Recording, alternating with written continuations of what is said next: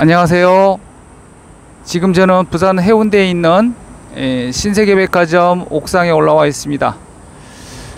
제가 밑에 도로로 운전하고 다닐 때는 잘 몰랐는데 여기 올라와 보니까 정말 신세계입니다. 자, 바다 쪽을 보겠습니다. 국내 건설회사에서 지은 브랜드 아파트가 보이고요. 초고층 주상복합 빌딩, 그리고 저 멀리 광안대교까지 보이네요. 자, 건너편을 한번 보도록 하겠습니다. 자, 백스코 쪽은 지금 안 보이고요. KNM 방송국 보입니다. 자, 크고 작은 오피스텔들 보이고요. 그 밑으로 비프 부산 영화의 전당입니다. 부산 영화의 전당. 여기는 대학생들이 졸업할 때 머리에 쓰는 학사모하고 비슷하다고 합니다. 나중에 한번 구경 한번 가보시기 바랍니다.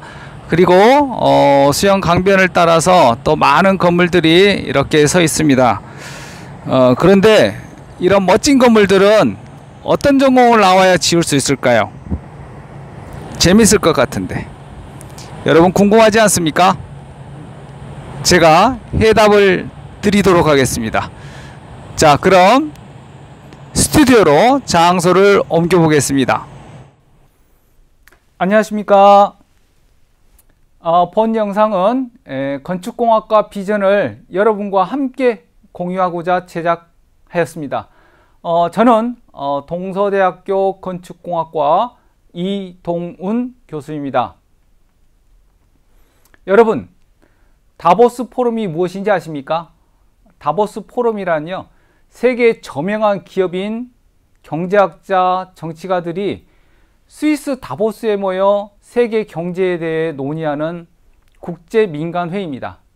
이곳에서 발표한 미래 일자리 보고서를 보면 앞으로 이런 직업들은 앞으로 10년 내 로봇이 대체한다고 합니다. 즉 없어질 수 있다는 이야기지요. 하지만 인공지능, 로봇공학 등이 주도하는 4차 산업혁명 시대에도 건축 분야에서는 기존에 없던 새로운 일자리가 만들어질 것이다 라고 예측했습니다. 인류가 존재하는 한 건축공학이라는 직업은 영원하다고 말씀드릴 수 있습니다. 건축공학과의 교과목은 크게 세 분류로 나눌 수 있습니다. 시공 분야, 둘째 구조 분야, 셋째 설비 환경 분야가 그것인데요. 시공 분야는 시공법, 재료와 같은 하드웨어적인 과목과 경영, 적산과 같은 소프트웨어적인 관리 과목으로 구분할 수 있습니다. 구조 분야에서는요, 여러 가지 교과목 등을 통하여 건물이 구조적으로 안전하기 위해서는 철골의 크기가 어느 정도 되어야 하고, 철근은 몇 가닥이 들어가야 되고, 콘크리트 강도는 어느 정도 되어야 하는지를 배우게 됩니다. 여기서 중요한 것 한 가지가 있는데요. 어떤 사람들은 구조가 어렵다고 합니다. 실제로 건축기사를 따는 데는요, 간단한 삼각함수 정도만 있으면 취득하는데 전혀 문제가 없습니다. 그래서 그 부분은 걱정을 안 하셔도 되겠습니다. 마지막으로 환경 설비 분야는요, 건축 환경과 설비 교과목으로 나누어지게 됩니다. 그리고 최근에는 첨단 정보화 시공을 위한 각종 정보 처리나 3D 프로그램 관련 교과목이 많이 개설되고 있습니다. 건축공학과 장점 5가지를 말씀드리겠습니다. 첫째, 건축공학과는요, 현장에서 수요가 많기 때문에 거의 모든 대학에서 취업률 최상위에 링크되는 학과입니다.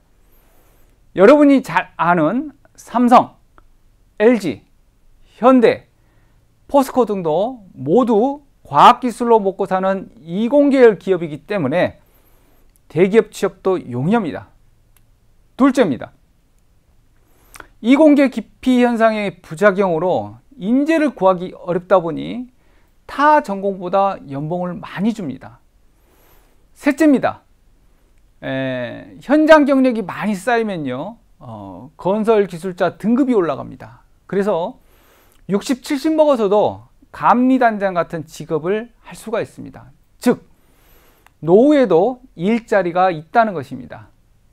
넷째는요, 기술사 같은 전문 라이센스를 따게 되면 의사, 변호사처럼 정년에 상관없이 기술사 사무소를 운영할 수 있습니다. 마지막으로 관련 분야가 부동산에서부터 주방 인테리어까지 워낙 넓다 보니까 적성에 맞는 직업을 찾기가 용이하다라고 말씀드릴 수 있습니다.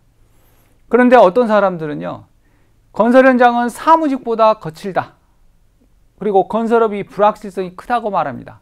하지만 불확실성이 큰 만큼 상대적으로 기회 요인이 많은 것도 건축입니다. 여기에 있는 이 표는요, 우리나라 고용노동부에서 2023년까지 중장기 인력 수급을 전망한 표입니다. 왼쪽이 향후 10년간 인력 과다 학과, 오른쪽이 향후 10년간 인력 부족 학과입니다. 이 표를 보면 한국의 대부분 대학에 다 있는 경영학과, 경제학과 등은 공급 과잉이 가장 심한 것을 알 수 있습니다. 여러분, 문송합니다 라는 신조어를 아십니까? 이 말은 문과라서 죄송합니다 라는 말입니다.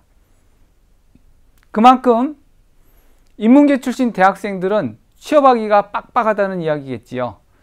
반면에 기계금속, 전기전자, 건축 등은 인력이 많이 부족한 것으로 조사되었습니다. 그만큼 취업할 것이 많다는 이야기입니다. 건축공학과에서는요, 토익 같은 영어도 중요하지만 취업을 위해서 국가 자격증을 더 중요시합니다. 국가 자격증은요, 분야별로 다양하고 기능사, 기사, 기술사 3단계로 구분되어집니다. 여러분들이 졸업할 때 건축기사만 따면 당장 연봉 몇백을 더 받을 수 있고, 현장 가면 매달 자격증 수당도 주어집니다. 기사 따고 4년이 경과되면요, 기술사, 그 프로페셔널 엔지니어라고 하는데 이 자격증에 도전할 수 있습니다. 1, 2년 정도 공부해서 기술사를 따게 되면 엔지니어링 사무소 개업도 할 수 있습니다. 기사의 가치가 1억이라고 한다면 기술사의 가치는 종류에 따라서 최소 수억에서 수십억 이상이다 라고 생각하시면 되겠습니다. 여러분도 포기하지 않고 열심히 노력하면 누구나 기술사 자격을 취득할 수 있습니다. 건축공학과를 졸업하면요, 대개 50% 이상은 건설회사에 취업을 하게 됩니다. 그 다음으로는 구조나 설비 같은 기술사 사무소, 즉 엔지니어링 업체를 많이 가고요. 특히 안정적인 생활을 꿈꾸는 학생들은 공무원이나 공기업의 건축 기술직으로 가기도 합니다. 일반 행정직은 비전공 응시자가 많아서 경쟁이 치열하지만 기술 지역은 전공 관련 학생들만 뽑기 때문에 합격 가능성이 훨씬 높다는 장점도 있습니다. 이 외에도 우리 졸업생들은 리모델링, 인테리어, 해외 건설, 부동산, 각종 연구소, 대학원 진학 등 여러분들이 진출할 수 있는 분야는 무궁무진하다라고 할 수 있겠습니다. 내 집은 내가 짓는다. 이것은 건축공학과를 다니는 모든 학생들의 슬로건입니다. 여기 사진에 있는 집은요, 제가 직접 지어서 살고 있는 전원주택입니다. 사진에는 안 보이지만 앞에는 맑은 개울물이 흐르고 사계절 맑은 공기 마시면서 아침마다 새소리를 들으며 출근합니다. 아파트에서는 키우기 힘든 개도 키우고 일하다가 심심하면 앵두, 블루베리, 오디 이런 것들도 수시로 따먹을 수 있는 그야말로 무릉도원입니다. 여러분도 건축공학과를 졸업하면 가족이 살고 싶은 집도 짓고 나이 먹어서는 자기 빌딩도 지을 수 있습니다. 건축공학과, 비전도 있고 생각해 볼수록 매력적인 전공입니다. 감사합니다.